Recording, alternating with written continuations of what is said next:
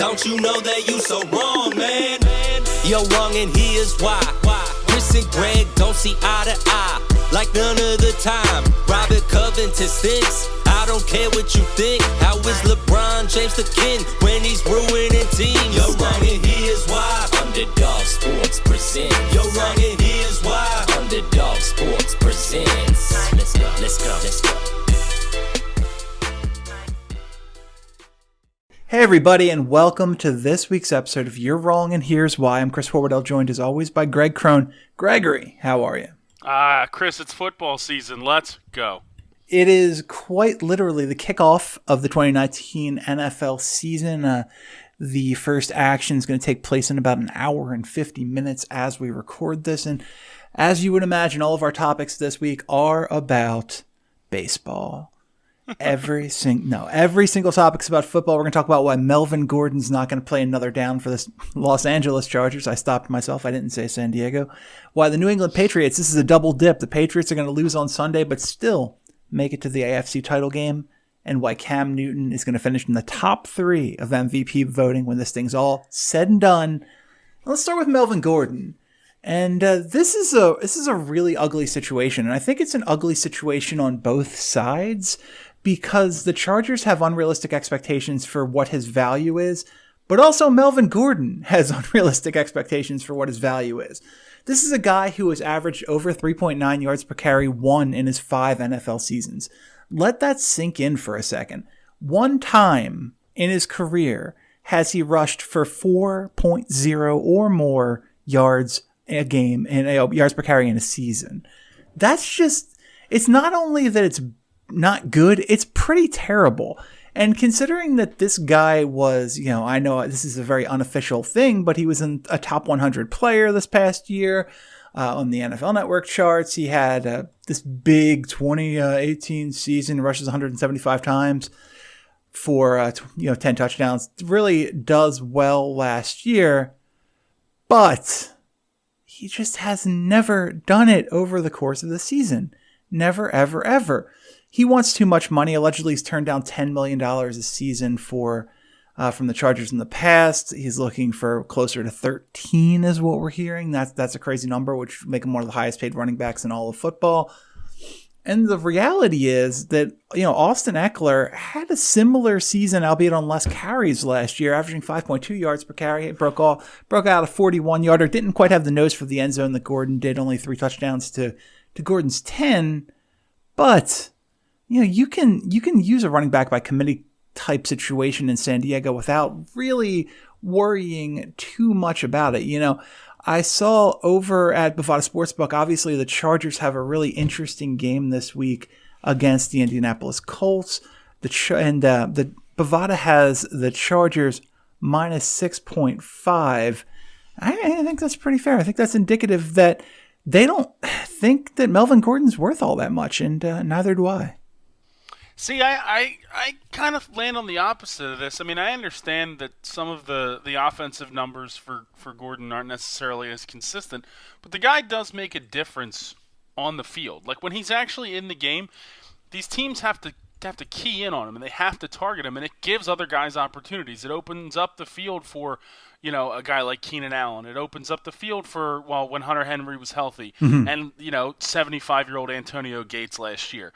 I mean, when you really look at, I guess, the impact that he has for that Chargers offense, they need him there. They need him to be on the field to open up other things. Austin Eckler doesn't strike the fear, I guess, into the hearts and minds of opposing defensive coordinators like Melvin Gordon did.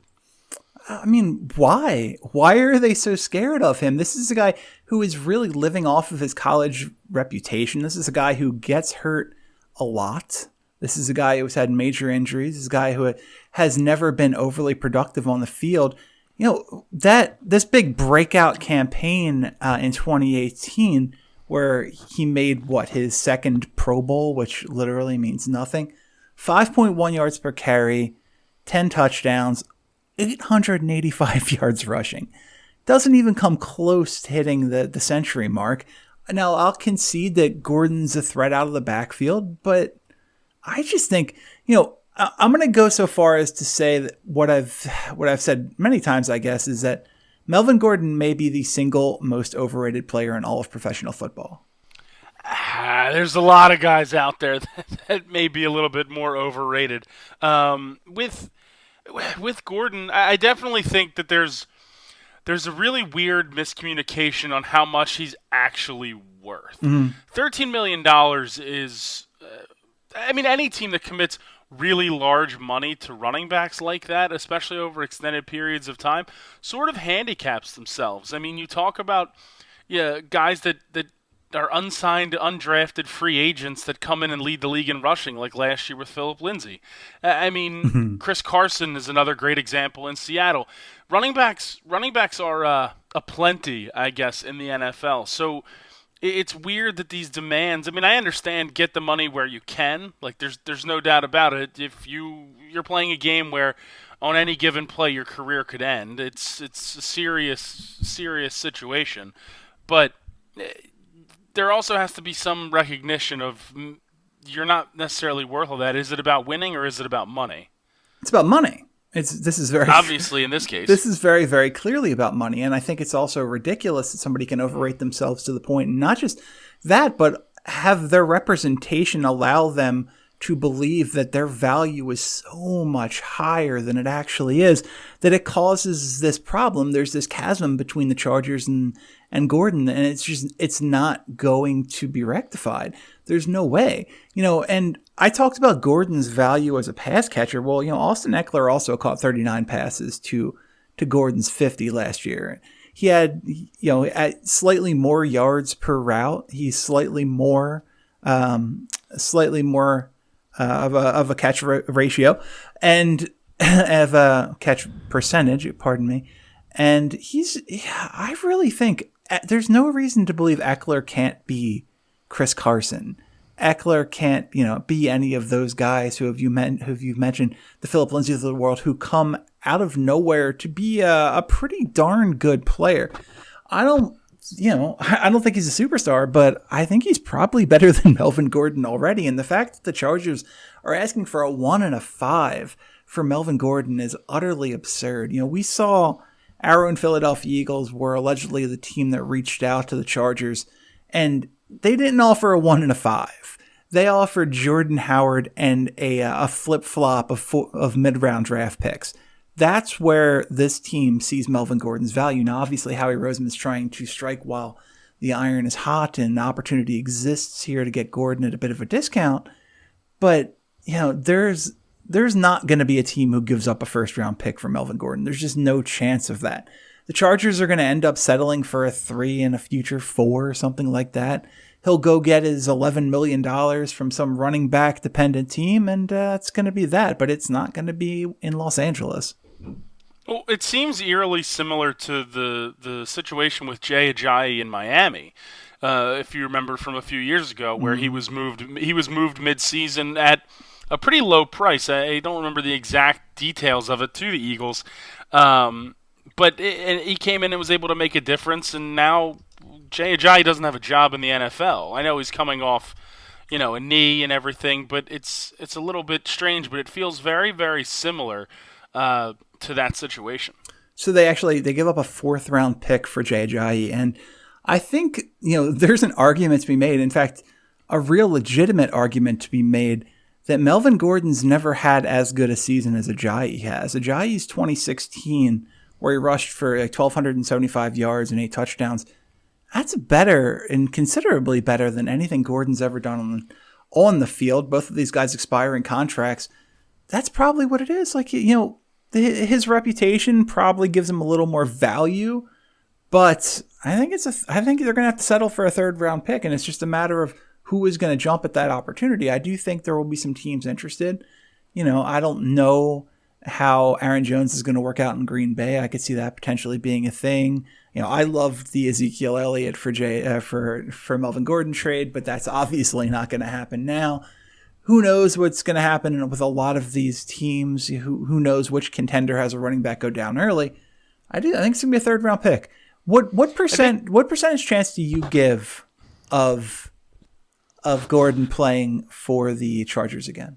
I think it's higher than you probably think. I think it's probably around a 65% chance. And the only reason I say that is because I think if we go into week 1 and there's an injury, or if the production isn't where the Chargers need it, I mean, the Chargers are running out of time with Phillip Rivers. Phillip Rivers has had an outstanding career with a very, very lackluster postseason career, right? This window is rapidly closing. Phillip Rivers is a guy who is, way up there in age. He's that same draft class as Eli and Ben Roethlisberger. We're already seeing Eli Manning deteriorate. Roethlisberger still plays at a high level. Rivers still looked good last year.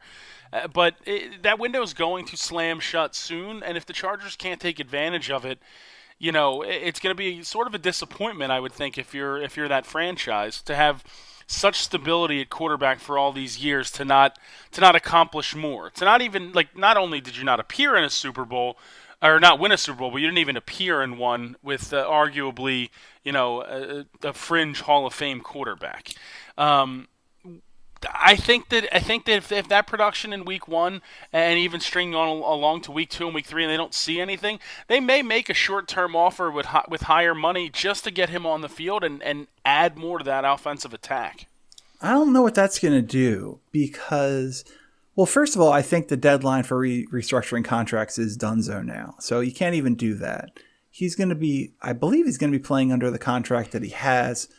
And this will be the last year of that, so there's no stability in case of an injury. And you mentioned those 3 quarterbacks. Can we just say that Rivers is really bucking the trend and still playing at as high a level as he is? Because no disrespect to either Roethlisberger or Eli Manning, but both of their teams found the succession plan, from them over the past couple of years, with Mason Rudolph in Pittsburgh and now Daniel Jones in New York. San Diego hasn't gone in that direction. They still have the utmost of confidence in Rivers to be the guy who leads their team. Who knows whether that's valid or not? But Rivers is playing at an unbelievably high level. And by the way, I just looked this up.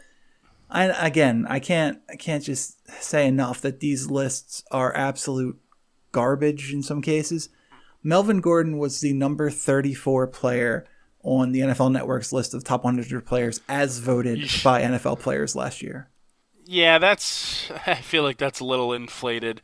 But I think that's just the way the NFL is nowadays. It's guys who have a name. They make a few plays here and there. They have decent seasons, and all of a sudden they're hyped up as the top whatever running backs in the league. I mean, even Ezekiel Elliott, to a certain extent, if you want to go into weird super uber analytics, isn't as good of a running back as $90 million or whatever, $50 million guaranteed would make you assume. Greg, please, for me and for all of the listeners, tell us about these super duper uber analytics that suggest that Ezekiel Elliott's not that good of running back. So I'd love to hear you talk analytics. I'm not going to sit here and try to go over DVOA or whatever the heck that means, but it's things I've read and things I've seen over the past few days. I think he fell somewhere in the 30s as far as rankings go in overall running back efficiency, something like that. It's to me, I'm not an analytics guy, so it doesn't really affect me either way. I love the fact that the Cowboys are going to commit serious money to him, because we've seen running backs fade very quickly in the NFL, and when you lock up that much salary cap, it can always be an issue. But I think people are sort of sleeping on Phillip Rivers for the most part. The guy has started every game since 2006. He's been pretty much one of the most consistent quarterbacks in the NFL as far as his stats and numbers go. I mean, obviously interceptions have always been his one of his bugaboos, I guess. But from an overall consistency standpoint, Phillip Rivers is still certainly a viable option at quarterback in the NFL. And it's weird, doing tons and tons of fantasy drafts over the last week and a half or so, going in and seeing him in many cases go undrafted in these situations. I think he's still a viable option there as well. Okay, let me ask you this. Melvin Gordon, more yards rushing than a couple of these players who I'm looking at right now. I think the most interesting one for me is Melvin Gordon or LaShawn McCoy, who has more yards rushing this year. I'd probably say Shady because we still don't know when or if Melvin Gordon comes back. The problem is, Le'Veon Bell set the sort of example last year that you could get away with sitting out, right? You could get that and eventually get your way. So because of that, there's no guarantee that Melvin Gordon ever steps back on the field. I personally think he will for the Chargers because I don't think they're just going to give him away for what they want, or if they don't get what they want, and they'd rather just ride it out. But because of that, you almost have to say Shady in that situation because he's on a team, he's back with Andy Reid. They don't sign a guy like him to not use him. Okay. So I want to get your take. I mentioned earlier that Bovada has the Chargers minus 6.5 over the Colts. Where do you stand on that? I mean, I think the line's right just because the Colts are in such flux, but I also think the Colts are a very live underdog in that situation. Just because Andrew Luck isn't there, it doesn't mean that the rest of the Colts got bad all of a sudden. You know what I mean? They had finally pretty much put an actual team around him. They still have a guy like T.Y. Hilton. You have a solid defense, an upgraded offensive line. I think the Colts are a very, very live underdog. I don't necessarily think they'll win, but I think they'll lose by less than 7. Okay. All right. Well, I think the situation is too far gone for Gordon with the Chargers. I don't see a chance of a reconciliation here. This is two sides that are being incredibly stubborn and incredibly naive when it comes to value. That tends to be a recipe for long problems and some just absolutely just irrevocable problems. It's not like they've trashed him in public. Like they really haven't gone out. They haven't gone the way that Jerry Jones did in a lot of the Zeke stuff. You know what I mean? No, but money talks. I haven't heard. Sure, of course it does, but there's the irrevocable part isn't really there necessarily. I mean, they may talk about value and things like that. That obviously may be an issue, but I don't think it's as dire as we think. I agree to disagree, and we're going to take a quick break. We always do. We'll be right back.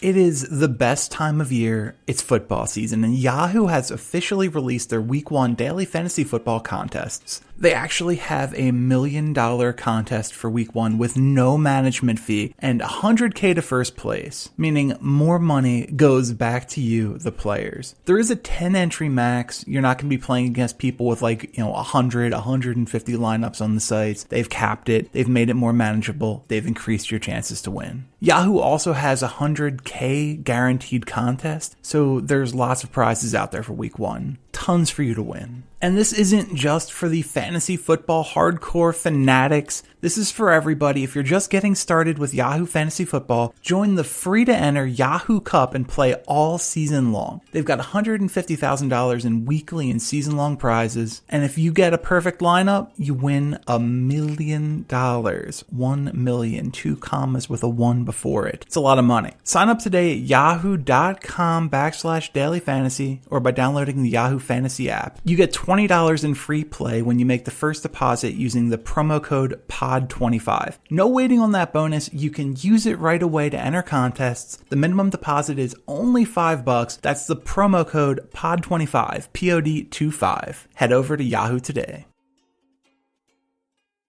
All right, Gregory, we're back, and this is a rare double dip for us right here. You're going to make 2 predictions. You're going to tell us why the Patriots are going to lose on Sunday to the Steelers, but still ultimately make it to the AFC title game. Chris, it's that grand old time of year. It's the beginning of the NFL football season where everyone sits here and questions, hey, are the Patriots going to go back and do this one more time? Are they really going to be able to go back in and pull it off? Will they ascend that mountain atop the back of a 42-year-old quarterback, arguably the greatest of all time? That's the questions over the next few months. And what's going to happen is the Patriots are going to do what they have done a lot in the Tom Brady and Bill Belichick era, and that is start slow. Mm-hmm. They will start slow, and that will include this Sunday when the Pittsburgh Steelers go in and take this game from Tom Brady and the New England Patriots. We've seen it time and time again. We saw it 2 years ago against the Kansas City Chiefs when Alex Smith went into Foxborough and took away a win. And we saw it last year where the Patriots did go 1-0. They beat the Texans, but then they dropped 2 straight to the Jacksonville Jaguars and the Detroit Lions. That Detroit Lions game was so awful. This is what's going to happen because this is how the Patriots do it. They, for some reason, come out very slow in that first opening week and even, the first month or so. And then all of a sudden things start to click and they just roll together wins. They roll together, dominating wins over their own division. And eventually it leads to them winning their division, securing a first-round bye, and being 1 win away from being back in the AFC Championship game. It's going to happen again because that is just the way the NFL works right now. Until Tom Brady and or Bill Belichick, whoever leaves first at this point, who knows, until that's gone, there's just no way this isn't going to be the case. Start slow, weird loss, still playing the AFC Championship game. So you like the Steelers +6 at Bovada this weekend? I absolutely do. Because here's what the Steelers have this weekend. The Steelers have to go out there and prove a point. They have to prove a couple of things. They already did the Lev Bell prove. They have James Conner. He had a great year last year, obviously tailed off at the end. But now they need to prove that they can move on without Antonio Brown. They're going to rely heavily on Juju Smith-Schuster. You have Dante Moncrief there. You obviously have Vance McDonald at tight end. You have Big Ben, one of the, again, very, very best quarterbacks we've seen over the last decade or so in the NFL. And they're going to come out firing, and they're going to go right at Tom Brady and Bill Belichick. And they want to also prove that despite not making the playoffs last year, the Steelers were arguably one of the best teams in the AFC. And if it wasn't for a few plays here and there that really cost them, they would have been right there competing for the Lombardi Trophy. Yeah, this is an interesting situation because with that division that the Patriots play in, the AFC East, they're going to just coast to a decent record and a playoff spot. The Dolphins, the Bills look like two of the, let's call them lesser teams in football right now. The Dolphins potentially the single worst team in football. The Jets are up and coming, but it's all going to depend on what happens with second-year quarterback Sam Darnold and how Le'Veon Bell plays coming off of the year absence. So that's going to be some wins there. The Chiefs obviously are going to be a heavy favorite to get one of those spots in the AFC Championship game. The question is, where is the other spot going? Is it the Chargers, a team that we just talked about in this first segment, who seem like they have it all headed in the right direction right now? 12-4 last year, tied for the best record in the AFC with the Chiefs. That's rough when you're both in the same division. I don't know that the Texans are going to be able to take another step up from their 11-5 season last year. I like the Laremy Tunsil trade for them just in that they need to do something to keep Deshaun Watson upright. God knows this preseason was a disaster for him in limited snaps, getting hit almost every time he dropped back. The Colts are a giant question mark with the absence of Andrew Luck now, so it's all riding on the shoulders of Jacoby Brissett. I don't feel confident about that. I think this might be more of an 8-8 team than a 10-6 team like they were last year. I think the Jaguars take a pretty big step up. I think this is potentially a 9-7 Jaguars team. I have a lot of confidence in that defense and good old St. Nick. Titans taking a big step back. The Ravens are one of those teams. Somebody's going to come out of the AFC North. I think the other team to make the AFC Championship game is probably going to come out of the AFC North, and I think it's probably the Ravens or the Browns. So the Ravens they're just kind of a giant question mark because we don't know, again, like I've said with Brissett and Sam Darnold, we don't really know what we're going to get from Lamar Jackson year 2. If he's more advanced as a passer and he's got a better feel for that offense and he can stay healthy, which is, a giant if given the style of play he has, this is a team that could win 11, 12 games. The defense is still strong. The offense is ever improving. It's a good-looking roster. Cleveland, obviously, basically the darlings of the AFC. You had second year Baker Mayfield. You had Odell Beckham Jr. and all the other guys they brought in, Sheldon Richardson and the like. This is a really talented roster all of a sudden. I think that other AFC playoff team is the Ravens or the Browns. Oh my! You're buying into the Browns hype, Chris. How many times can we see this? This is How not many hype. times can we see it? This is not hype. hype. It's hype. I've had to watch this team for 4 years now. I know the ins and outs of this football team. I saw what they did last year. It was a different team when Freddie Kitchens took over and when Baker Mayfield took over. And adding in Odell Beckham Jr., Nick Chubb is one of the best players in football that nobody talks about. Nick Chubb is going to ascend into superstar status, the running back position this year. I think, Jarvis Landry is going to be able to excel more, being allowed to play in his more natural slot role. We're going to see a continued evolution from David Njoku. Who knows what you get from Kareem Hunt when he comes back week 10, but really we just want to keep Nick Chubb healthy for the playoffs at that point. And I am a Baker Mayfield guy. In Baker, I trust. The Browns are probably, one of my favorite teams to watch in the AFC, aside from the Chiefs and maybe that Texans team. But all right. You know what? I'm going to go ahead and say it. I'm going to say it's the Kansas City Chiefs playing the Cleveland Browns in the AFC Championship game. Chris, I don't even think the Browns make the playoffs. This is hype like we've never seen. It is hype that we have. I mean, we're talking. What is this? The Dream Team, the Philadelphia Eagle Dream Team. Oh, stop! That we got going on here. I mean, come on. How is Chris, it the same? The Browns. How is it the same? It's the Browns. Oh, we're bringing in a top-tier free agent. Well, technically they traded for him, but either way, right? Oh, Nnamdi Asomugha and Odell Beckham Jr. Really? Right? Those top-tier guy. You're comparing Nnamdi Asomugha and Odell Beckham Jr. I'm not comparing their talents. I'm comparing the situation of when they came in and the hype that surrounded them. Okay. Odell Beckham Jr., as good as his talents are on the field, the issue is he's also sort of a crazy person, like many star wide receivers as we've seen lately. It's those antics and those sideline things, which he'll be able to get away with more in Cleveland outside of New York because the media isn't as crazy, but there's a lot of focus on this team. I'm afraid that if that Browns team starts slow, say they lose on Sunday or they start off 1-2, the negativity and the media that's going to come that way because of how their offseason's gone, this could really get into the entire team's head. It could very much happen. And then you're talking about a pressing situation. You're also talking about guys that have never really been there. I mean, Jarvis Landry really's never been there. Nick Chubb's a rookie. Not a rookie, but he's a second-year player who I think is phenomenal. But you haven't seen these guys do anything on the big stage. And Baker himself, I mean, you can win all the college games that you want, and I think Baker Mayfield's extremely talented, but until you actually win on the NFL field, there's a big difference. I mean, their record last year, of course, it's an unbelievable turnaround. They went 0-16 the year before.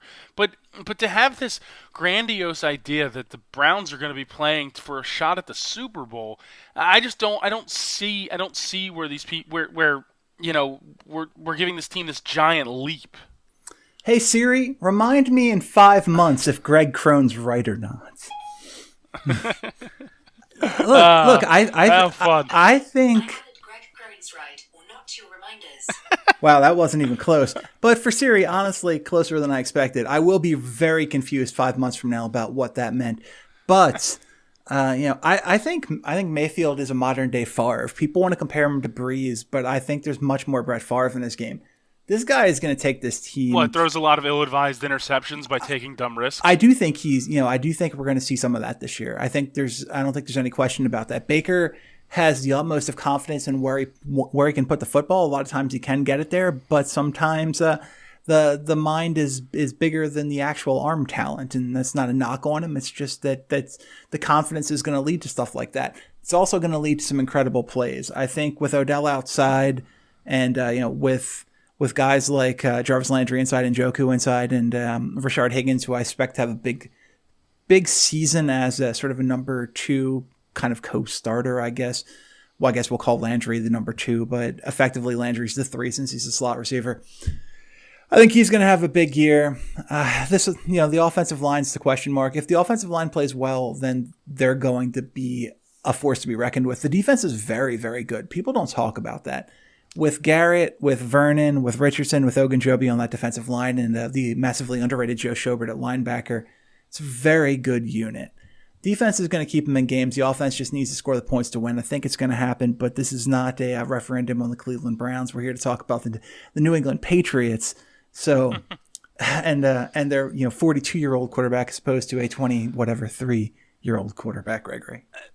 That 42-year-old quarterback just doesn't seem to slow down. I mean, yes, his play has certainly changed a little bit over the years. We're not seeing as much of the high-impact numbers, not as many 400-yard passing games. So slowing down, passing games.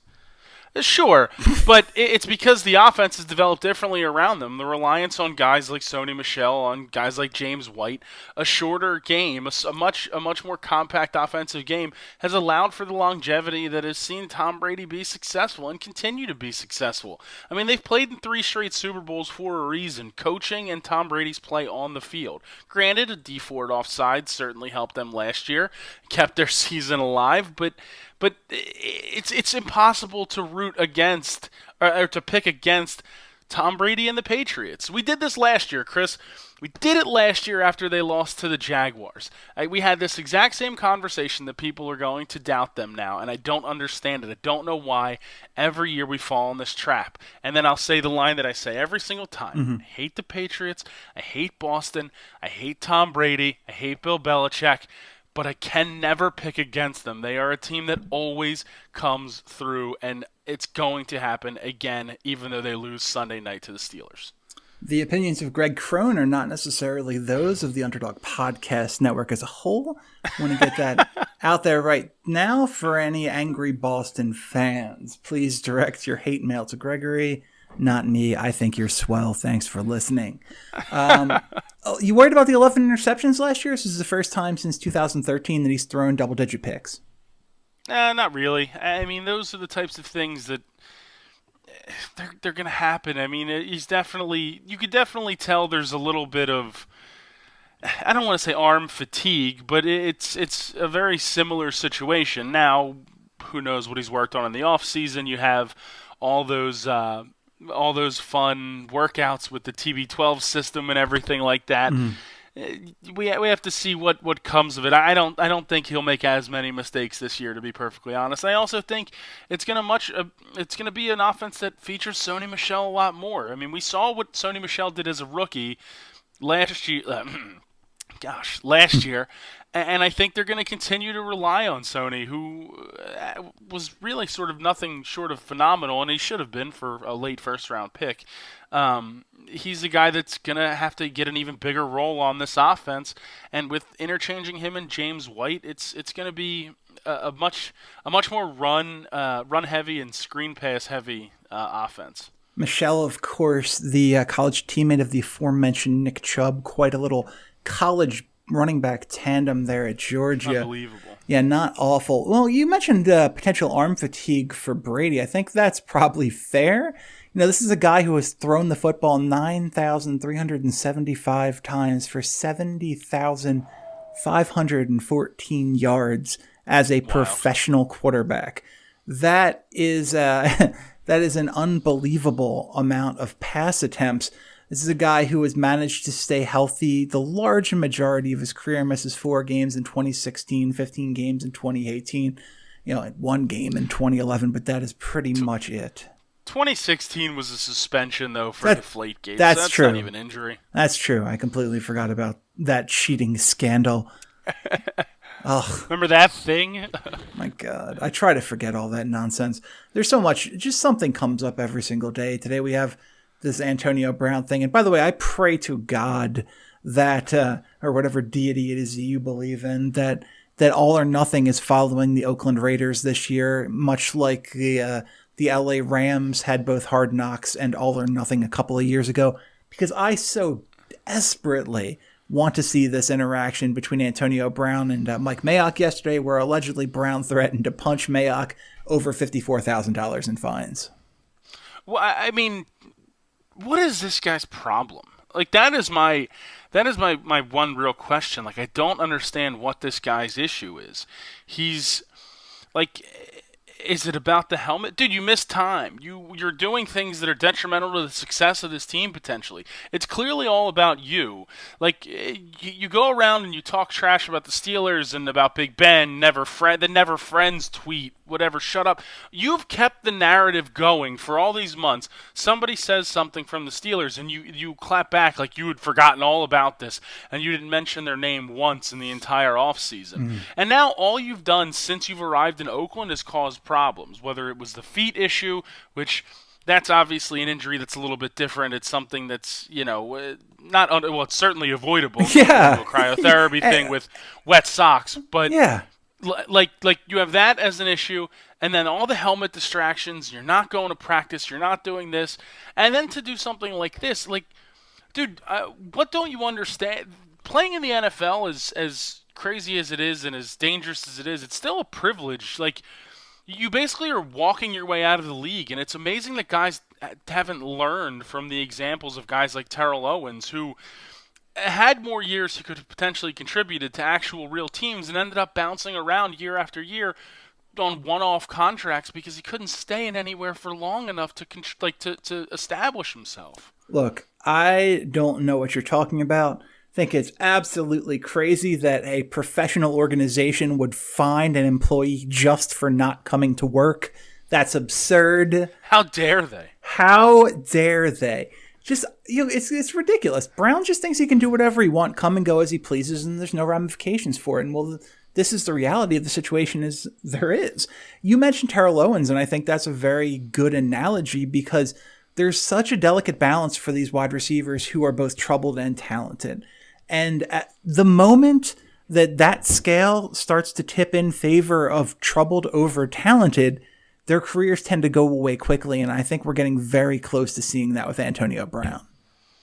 Like, there's a certain tipping point where people aren't going to want to deal with you anymore, and you're going to end up in a situation where this $30 million in guarantees is going to go away, and then where's the football income? I'm sure someone will sign him, maybe. Mm-hmm. I mean, it used to be, yeah, of course somebody will take him. Now I lean more towards people aren't going to want this distraction off the field on their team. It's another one of those situations where there's like a circus around him. It's like a Tebow situation where the media and everything that's going to flock to a team's facility and before and after games and at practices following the Antonio Brown saga, it's going to get to a level where teams just aren't going to want to deal with it regardless of how many touchdown catches you have. Yeah, Broncos at Raiders Monday night. That's actually the last game we have on this week's schedule.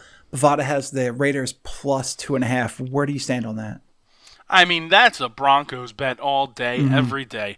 I mean, that Raiders team, I don't think the Raiders are the best team in general. I think they're better than some people people are acting like they're going to be one of the worst teams in the league. I think they're slightly better than that. But with all this stuff going on in the background, I don't know how we don't see the Broncos win that game by a touchdown or more. Yeah, I think they're a smart move for the Raiders, and it looks like we're going in this direction for sure, is that they just need to suspend him. They need to suspend Brown immediately so that they can potentially void a lot of those guarantees in the deal. And once that's done, they can make the decision to cut him, not cut him, and they won't have to worry about paying him this incredibly ridiculous contract that they gave him. But do you think somebody would pick him up? 49ers. You think so? Yep. I mean, I wouldn't be shocked. The guy still does have on-the-field talent. Just strictly on the field, he's top 5 in the league still to this day. But the off-the-field stuff is just such a drag. It's crazy. Yeah, 49ers, I like him in San Francisco. I like him in Jacksonville. How about we're going to talk about this guy in the third segment, but how about giving Cam Newton a legitimate number 1 receiver to work with in Carolina? That would certainly have quite the impact on the entire NFC.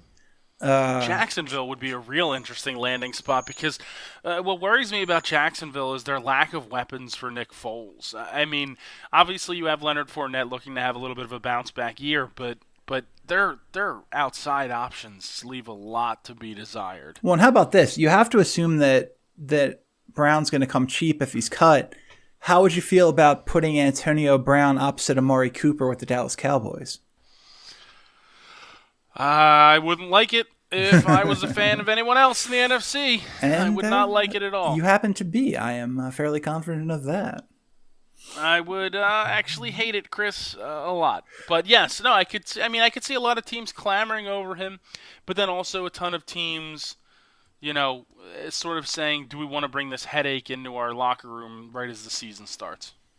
Yeah, like I said, a very delicate balance, and I don't know that it's tipped completely, but it's certainly close. But, I think the point that we unintentionally made in this Antonio Brown conversation is there is a lot of really, really good teams in the AFC that just don't need that kind of distraction on their roster. And that is one of the big reasons that, to bring this back to our original point.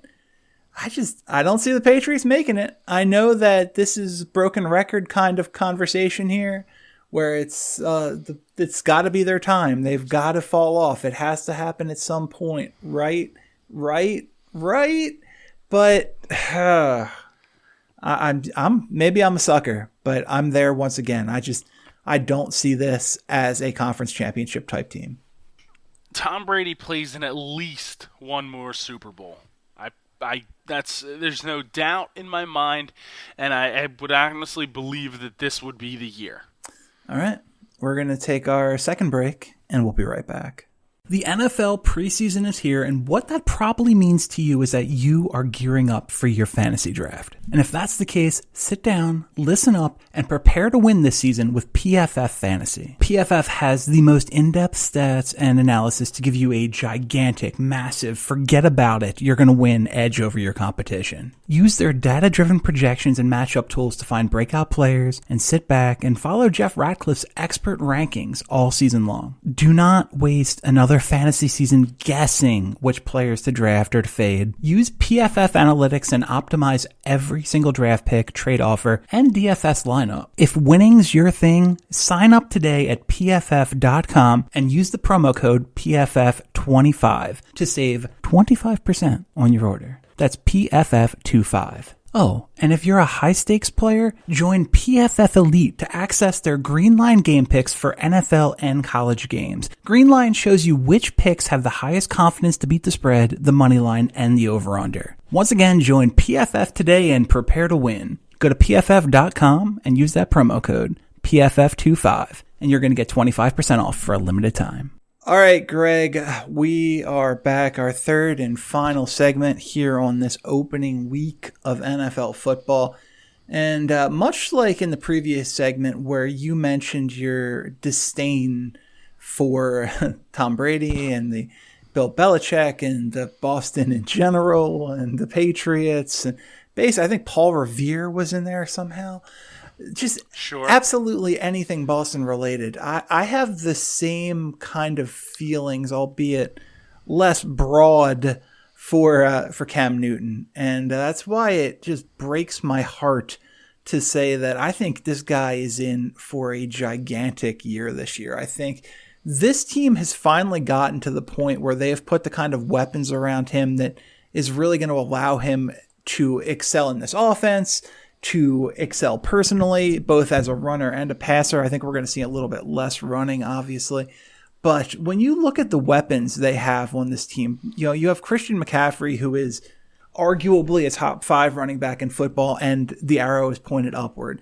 You have a pair of absolutely electric wide receivers in DJ Moore and Curtis Samuel, 2 guys who can do a lot of everything, 2 guys who are incredibly dangerous, with the ball in their hands, after the catch, and just big playmakers in general.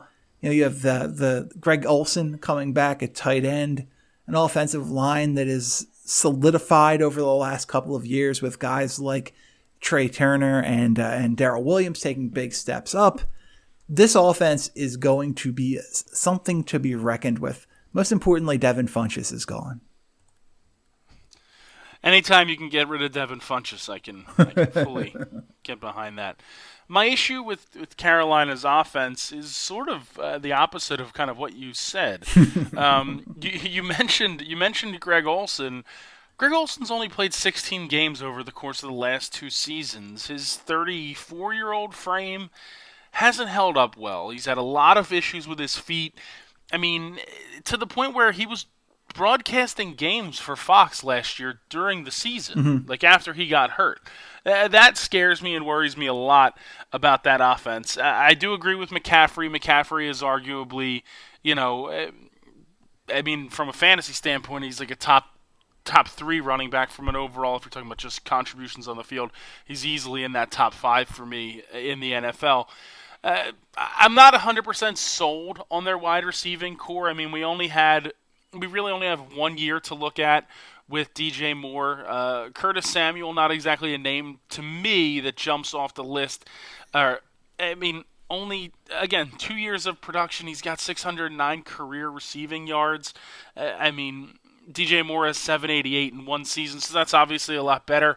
My bigger issue with Cam Newton, though, is his ability to stay healthy. The guy gets killed out there. I feel like it's at least 2 to 3 times a season we see an unsolicited headshot on a sliding Cam Newton that you can't believe 5 plays later this guy's back in the game. Those are the types of plays and situations that Cam finds himself in that is just so worrisome to me that I think that could really have an effect this year. He takes the wrong hit and then all of a sudden he's out. We already saw him get injured in the preseason. He's going to be coming into the season dealing with a foot issue. Obviously, it's not as serious, so that's good, especially for Carolina Panthers fans. But I think health is going to play a big factor here. The hits are piling up, but if you're getting hurt in preseason games, that's sort of a red flag for me. Look, players get hurt. That's what it is. Newton gets banged up a lot, but he's never missed more than 2 games in any of his any season of his NFL careers back since he was a rookie in 2011. So 2011 is also an interesting year in that it was the only season in his career he threw for over 4,000 yards. He threw for 4,051 yards that year. He's been on the cusp numerous times since then. But 33.95 last year, 24 touchdowns and 13 interceptions. Neither of those particularly impressive numbers. The 24 touchdowns tied for 14th overall in the NFL. Pretty mediocre QBR, back half of that second tier of quarterbacks. I'm going to make my prediction here. With this offense, and more importantly, than the wide receivers, and you mentioned Greg Olsen, I think Ian Thomas is an emerging player at tight end, so I'm not super worried about what Olsen gives you or doesn't give you. But especially with the emphasis on the running game, taking pressure off of Cam, having to do everything himself, Newton's going to play 15 games. He's going to throw for 4,475 yards. He's going to throw for 30 touchdowns, 14 interceptions, and he's also going to chip in about 600 yards on the ground. It would shock me. There's a reason why I took Cam Newton last year in most of my fantasy leagues, because the expectation of a real solid breakout year. But there's also a reason why this year I stayed away from him, because there's inconsistencies there. For as talented as Cam Newton is, and his ability and his arm strength, and apparently his ability to catch the ball one-handed as a Guinness World Record holder now, it just always seems to just be a little bit short. I don't know what it is. I think that Cam Newton obviously proved that he was a winner in college with the national championship. He's come a long way in the NFL, but I don't necessarily see. I don't see him getting the consideration. I also think that there's a weird narrative in the NFL, and especially in the media, about Cam. He doesn't get the respect that a lot of other quarterbacks get with similar numbers. There was a reason why he's a former NFL MVP. The guy is beyond talented. You obviously rattled off a bunch of his numbers, and there's no doubt about that. But he doesn't get as much of that. Like, as the season goes on, outside of the year that they were unbelievable and went to the postseason or went to the Super Bowl, there never seems to be that buzz about him, and I don't necessarily know what it is. I don't know if it's because people judge the way he dresses in post-game press conferences, which is the dumbest thing in the world. But the people who vote on these awards are the idiots that care about that kind of stuff. You know what I mean? I don't care if there's a buzz about him or not. This is a former MVP. This is a guy who has made his bones in the NFL. He's established himself as one of the league's premier players. And this is a superstar. I don't love him. He's not my favorite player in the league, but he's an incredibly talented, incredibly unique player, and is going to have a giant season this year. Hey, we'll get back to this in 1 second, but I just wanted to get your thoughts on something as we talk about Newton's value as a running quarterback. Michael Vick owns the record for most rushing yards in a single season by a quarterback. Is this the year it's toppled by Lamar Jackson?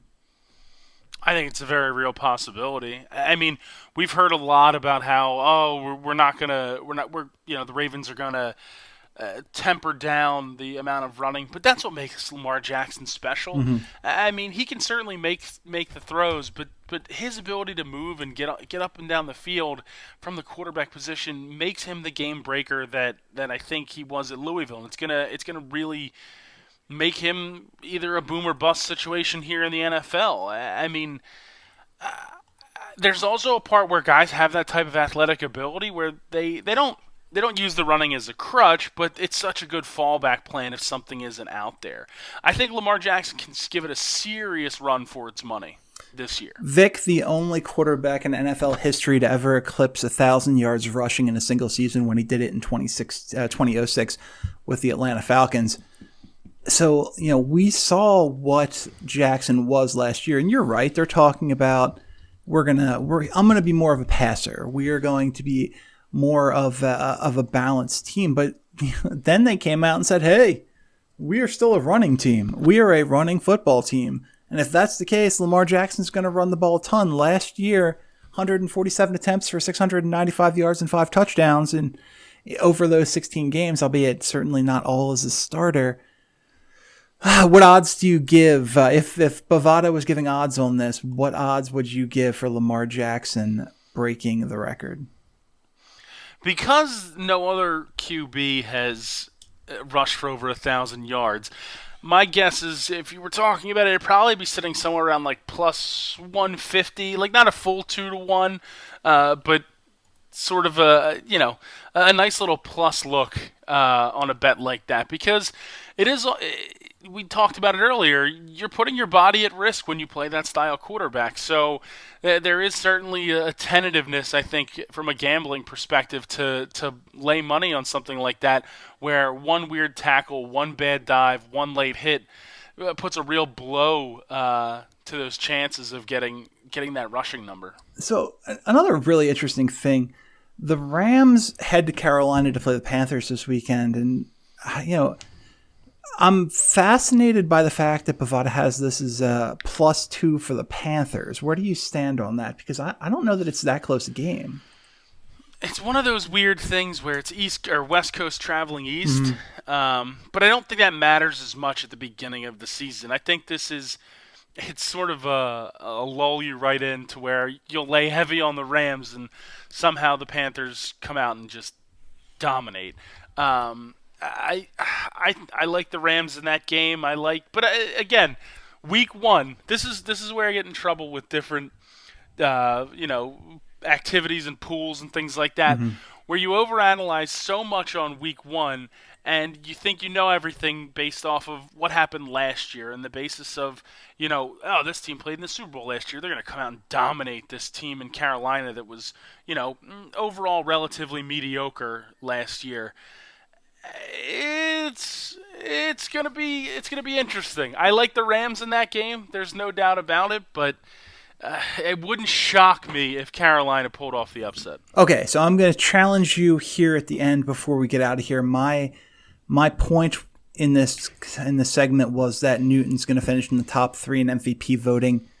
If he is not going to, Gregory, who are the 3 that finish above him or more? I think we're going to be looking at Patrick Mahomes. I think that's safe. Yeah. Aaron Rodgers. You're not worried about a lot of losses on that offense? Nope. I'm not worried. I am not worried. I am not worried about Aaron Rodgers or the Green Bay Packers in any way. The narratives that follow this guy with the coaching stuff, and sure, is Aaron Rodgers probably a weirdo? There's no doubt about it. Is he probably hard to deal with? Sure.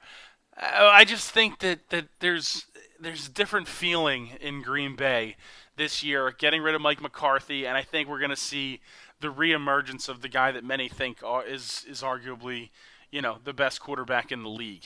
I can't support that because of the mustache he has right now. Well, we also have to remember that he basically played on a broken leg last year. Yeah. Like that's something that I don't think is getting looked at enough. I mean, the Packers had struggles all over the field, but the guy was playing severely injured week in and week out. Fair enough. And number 3, I hate to do it. I hate to do it. Hate to be a homer. But I think Carson Wentz gets his name back up there in this conversation. 2 years removed from the ACL and MCL issue, a ton of weapons on offense, a fully sort of rejuvenated look out there. I just think that he's going to be back to that form that had the Eagles primed and ready for a deep Super Bowl run before that unfortunate Sunday night game in Los Angeles. All right, I'm gonna give you my top 3 right now in no particular order. And again, this is gonna tie into my predictions from the last segment. Patrick Mahomes, Cam Newton, Baker Mayfield.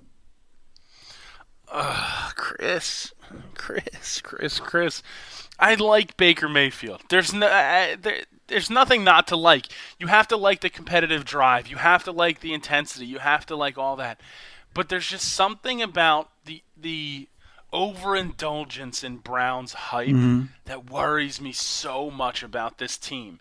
And I'm not saying it's going to be Baker Mayfield that's the issue with that team, but there's just that feeling. There's that weird feeling. I'm a feelings guy. Yeah. It's to me, I just don't see it this year.